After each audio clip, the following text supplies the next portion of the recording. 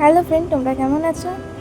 আজকে আমি আর আমার ফ্রেন্ড আদ্রিতা হঠাৎ করে চলে গিয়েছিলাম হাতিবাগান।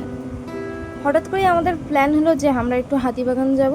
মানে আমার অ্যাকচুয়ালি কেনাকাটা ছিল আমারই, তো আমি একটা স্লিভলেস ব্লাউজ কিনতে যাবো বলে তাই জন্য ওকে বললাম যে যাবি তাহলে আজকে চল, আজ তো শনিবার, আজকে যাই। মানে এরপর পুজো চলে আসছে, আবার কবে যেতে পারবো কি তার ঠিক নেই। তো ওই জন্য হাতিবাগান চলে যাচ্ছি।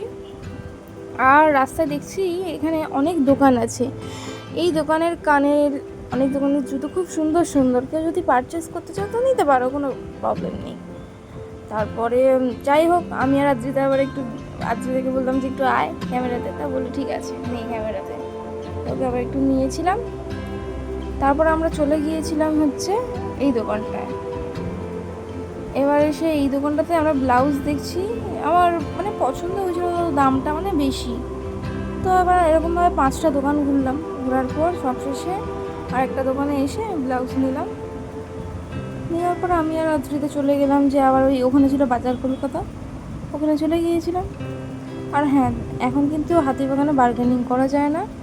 আর আর অ্যাকচুয়ালি হচ্ছে সামনেই পুজো, ওর জন্যই মানে বার্গেনিং করা যাচ্ছে না। তো আমি অনেক দোকানেই দেখেছিলাম, তো কোনো দোকানেই বার্গেনিং করতে পারিনি, ওরা যা দাম বলেছে আমাকে সেই দিয়েই নিতে হয়েছে। আর কালেকশন দেখলাম মোটামুটি ভালো। তারপর একটু ওই বাজার কলকাতায় আমি আর রাত্রে চলে গিয়ে এই একটা ব্যাগ দেখছিলাম যে ব্যাগটা কেমন লাগছে। আর এই দেখো আকাশটা কি সুন্দর, এবার মনে হচ্ছে না পুজো পুজো ভাব, একটা পুজো পুজো চলে এসছে।